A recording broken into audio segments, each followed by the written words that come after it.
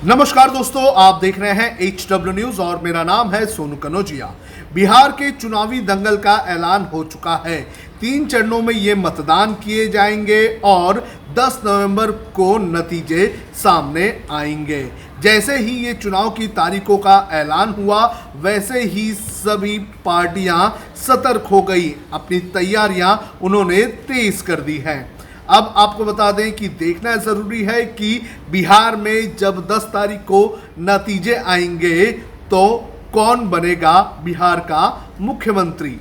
क्या नीतीश कुमार के सर ताज सजेगा या फिर इस बार नीतीश कुमार को कुर्सी से हाथ धोना पड़ेगा। हम आपको इस खबर में बताएंगे कि आखिर चुनाव आयोग ने क्या कहा है, कब है चुनाव, कितने चरणों में चुनाव होगा, इसके अलावा बिहार में क्या प्रमुख चुनाव के मुद्दे रहेंगे, कौन होंगे मुख्यमंत्री पद के दावेदार और साथ ही साथ चुनाव प्रचार के जो चेहरे होंगे वो कौन होंगे। सबसे पहले आपको बताते हैं कि कब होंगे चुनाव, तारीखें क्या क्या है। सबसे पहले 3 फेज में ये चुनाव होगा और सबसे पहले जो चुनाव होगा वो होगा 28 अक्टूबर को और इसके अंदर 71 सीटों पर मतदान किए जाएंगे। इसके बाद 3 नवंबर को मतदान होंगे और इसमें लगभग 94 सीटों पर मतदान किए जाएंगे और इसका नतीजा भी 10 नवंबर को आएगा और आखिरी चरण जो होगा वो 7 नवंबर को होगा और 7 नवंबर को 78 सीटों पर वोट डाले जाएंगे।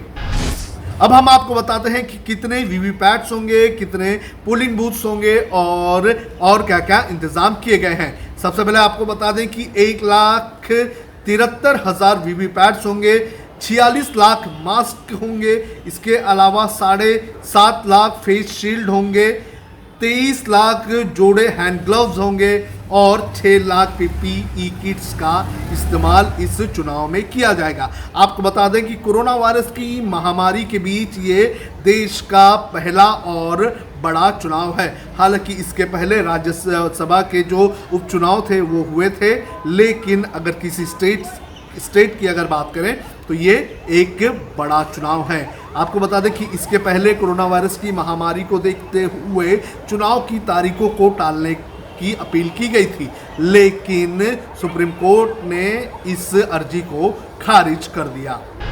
कितने हैं वोटर्स इस चुनाव में जो अपने मतदान का इस्तेमाल कर सकते हैं?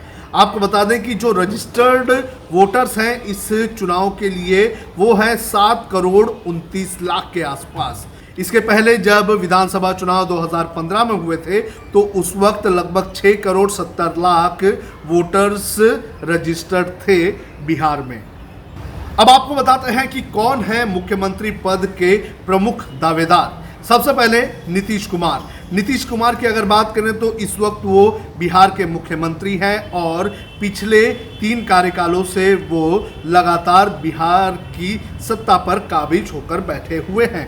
2015 में जब विधानसभा चुनाव हुए थे तो आरजेडी और कांग्रेस के साथ मिलकर जेडीयू ने चुनाव लड़ा था और वहां पर जीत हासिल हुई थी। हालांकि आरजेडी को ज़्यादा सीटें मिली थी, लेकिन आरजेडी की तरफ से मुख्यमंत्री नीतीश कुमार को बनाया गया था। नीतीश कुमार की अगर बात करें तो एक ताकतवर नेता भी रहे हैं, लेकिन कोरोना वायरस की इस महामारी के बीच जो इंतजामात हैं उनको लेकर सवाल उठते रहे हैं। लेकिन अगर देखा जाए तो इस वक्त प्रमुख चेहरा अगर देखा जाए बिहार विधानसभा चुनाव के लिए तो वो नीतीश कुमार हैं। दूसरे नंबर पर आते हैं तेजस्वी यादव। तेजस्वी यादव इस वक्त आरजेडी के प्रमुख हैं और लालू प्रसाद यादव के वो बेटे हैं। जब 2015 में विधानसभा चुनाव हुए थे तो उप मुख्यमंत्री की कुर्सी पर तेजस्वी यादव को बैठाया गया था, लेकिन 1.5 साल के भीतर ही मुख्यमंत्री और उप मुख्यमंत्री के बीच लगातार दरार आई और फिर दोनों अलग हो गए। बीजेपी के साथ मिलकर नीतीश कुमार ने एक बार फिर से अपनी सरकार बना ली। तेजस्वी यादव की अगर बात करें तो तेजस्वी यादव इस वक्त एक अच्छा खासा चेहरा बने हुए हैं। बिहार में पूरी तरह से पार्टी को उन्होंने संभाला है और जो युवा वर्ग है वो युवा वर्ग इस वक्त तेजस्वी यादव को अच्छा खासा समर्थन देता हुआ नजर आ रहा है। और भी कई पार्टियां हैं, लेकिन उन पार्टियों का मुख्यमंत्री पद तक पहुंचना मुश्किल है, जिसके अंदर पप्पू यादव की पार्टी है, इसके अलावा कांग्रेस है, आम आदमी पार्टी है। ऐसी पार्टियां जो हैं वो चुनाव लड़ सकती हैं, लेकिन अपना मुख्यमंत्री बैठाना उनके लिए फिलहाल मुश्किल है बिहार में। अब बात करते हैं क्या होंगे प्रमुख मुद्दे इस चुनाव में। सबसे पहले कोरोना वायरस की महामारी। आपको बता दें कि कोरोना वायरस की महामारी ये हर राज्यों के लिए एक चुनौती बनी हुई है। बिहार की अगर बात करें तो बिहार में कुछ दिनों पहले कुछ तस्वीरें आई थी, जिसमें हमने देखा था कि बिहार में जो मरीज हैं उनके लिए अच्छे इंतजाम नहीं किए गए हैं। कुछ तस्वीरें ऐसी आई थी कि बिहार में जब बाढ़ आई थी तो अस्पतालों के अंदर पानी भर गया था।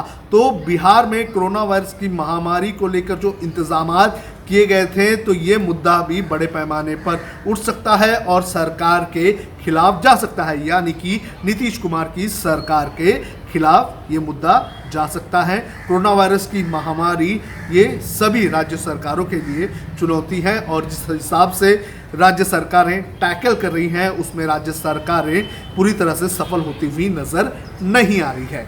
किसान और खेती की बात करें तो इस वक्त ये सबसे ज़्यादा अहम मुद्दा बना हुआ है। आज ही अगर बात करें तो आज बड़े पैमाने पर किसानों ने भारत बंद का ऐलान किया है। 3 फार्म बिल जो लोकसभा और राज्यसभा में पास हुए थे उनको लेकर बड़े पैमाने पर किसान विरोध प्रदर्शन कर रहे हैं। तेजस्वी यादव की अगर बात करें तो तेजस्वी यादव भी आज सड़क पर उतरे और सड़क पर उतर के उन्होंने ट्रैक्टर चलाया और किसानों का पूरी तरह से समर्थन किया। तो ये मुद्दा भी बिहार में चुनाव के वक्त काफ़ी ज़्यादा महत्वपूर्ण होगा।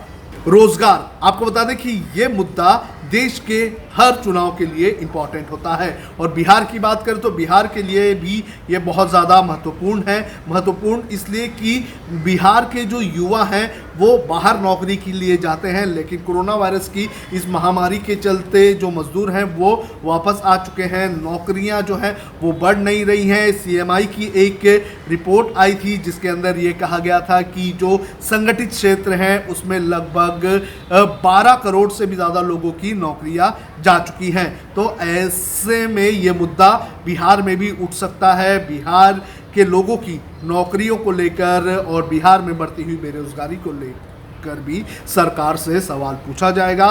विपक्ष इस पूरे मुद्दे को लेकर सरकार पर हमला करेगा और इन मुद्दों को लेकर वो लोगों के पास जाएगा वोट मांगने। विकास का मुद्दा भी देखिए बहुत ही इंपॉर्टेंट है। हर एक मुख्यमंत्री, हर एक राजनीतिक पार्टियां जब भी ये सत्ता में आती है या फिर चुनाव लड़ती है तो विकास की बात करती है। फिर चाहे सत्ता पक्ष हो या विपक्ष हो, ये दोनों ही ये कहती है कि जब उनकी पार्टी सत्ता में आएगी तो विकास करेगी, लेकिन विकास कितना होता है ये तो उनके सत्ता में आने के बाद ही पता चलता है। और बिहार की अगर बात करें तो बिहार में विकास को लेकर ऐसा लगता है कि ये मुद्दा कहीं गुम गया है। बहरहाल देखना ज़रूरी है कि इस मुद्दे को कौन कौन सी पार्टियां प्रमुख रूप से ऊपर उठाएंगी। प्रवासी मजदूर, ये एक बहुत बड़ा इम्पोर्टेंट मुद्दा है। आपको बता दें कि बिहार, यूपी, झारखंड जैसे राज्य जो हैं वहाँ पर बड़े पैमाने पर प्रवासी मजदूर रहते हैं, यानी कि यहाँ के लोग जो बाहर जाकर नौकरियाँ करते हैं। तो इनका मुद्दा भी काफ़ी ज़्यादा महत्वपूर्ण रहेगा, क्योंकि लॉकडाउन की वजह से जो प्रवासी मजदूर हैं वो दूसरे राज्यों से वापस अपने गांव आ चुके हैं। अब उनके पास खाने के लिए नहीं है, उनके पास पैसे नहीं है, तो उनका रोज़गार कैसा होगा, उन्हें किस तरह से अवसर मिलेंगे, तो ये मुद्दा भी बड़े पैमाने पर उठाया जाएगा। राम मंदिर का मुद्दा भी इम्पॉर्टेंट होगा। आपको बता दें कि बीजेपी के मैनिफेस्टो में यह मुद्दा हमेशा रहता है और इस वक्त की अगर बात करें तो राम मंदिर का शिलान्यास हो चुका है। तो जिस तरह से राम मंदिर का शिलान्यास हो गया है तो भारतीय जनता पार्टी इसका पूरा क्रेडिट लेना चाहेगी और इसका पूरा का पूरा इस्तेमाल इस विधानसभा चुनाव में किया जाएगा। तो राम मंदिर का मुद्दा भी इस चुनाव में हमें देखने मिल सकता है। अब बात करते हैं इस चुनाव के प्रमुख चेहरों की। सबसे पहले बात करेंगे नरेंद्र मोदी। देश के प्रधानमंत्री हैं और देश में इस वक्त सबसे ज़्यादा पॉपुलर नेता इनके अलावा कोई और है भी नहीं। और विपक्ष की अगर बात करें तो विपक्ष ये कहता है कि प्रधानमंत्री नरेंद्र मोदी का चेहरा बीजेपी और उनके सहयोगी दल देश के सबसे बड़े चुनाव से लेकर देश के सबसे छोटे चुनाव में भी इस्तेमाल करते हैं। तो बिहार विधानसभा चुनाव में प्रधानमंत्री नरेंद्र मोदी एक प्रमुख चेहरा होंगे बीजेपी के और एनडीए की तरफ से चुनाव प्रचार के लिए। दूसरा नंबर आता है नीतीश कुमार का। नीतीश कुमार मुख्यमंत्री हैं और उन्हें सुशासन बाबू के नाम से भी जाना जाता है। डेवलपमेंट को लेकर उन्होंने अपनी इमेज बनाने की कोशिश की है, तो नीतीश कुमार अपनी छवि का इस्तेमाल कर सकते हैं और ज़्यादा से ज़्यादा लोगों को अपनी ओर आकर्षित करने की कोशिश कर सकते हैं। तो दूसरे नंबर पर नीतीश कुमार होंगे।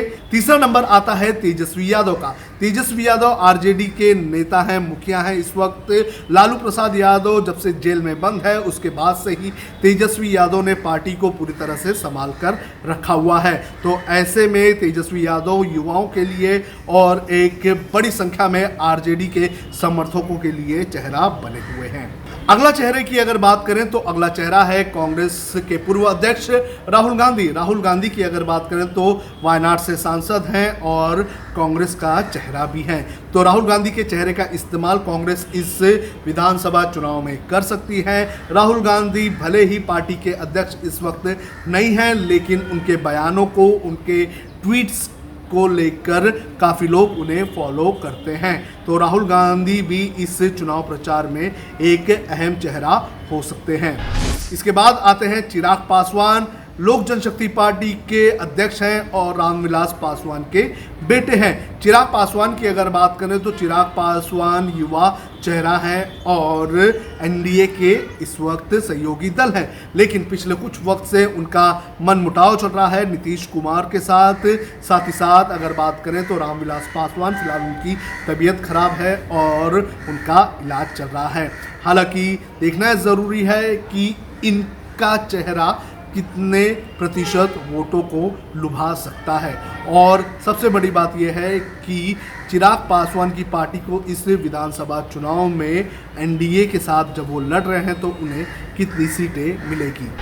एक और चेहरा अगर बात करें तो एक और चेहरा है, वो है पप्पू यादव का। पप्पू यादव भी अपनी पार्टी के साथ इस चुनाव में उतर रहे हैं, लेकिन उनकी पार्टी को उनका चेहरा कितना वोट दिला पाएगा ये देखना भी बेहद ज़्यादा ज़रूरी है।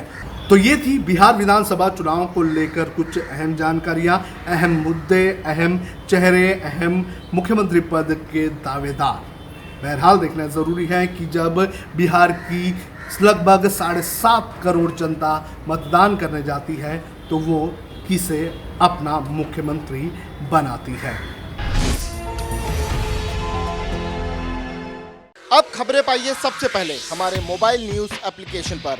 एंड्रॉइड या iOS प्लेटफॉर्म पर जाइए, HW न्यूज नेटवर्क को सर्च कीजिए, डाउनलोड कीजिए और अपनी सुविधानुसार भाषा का चयन कीजिए।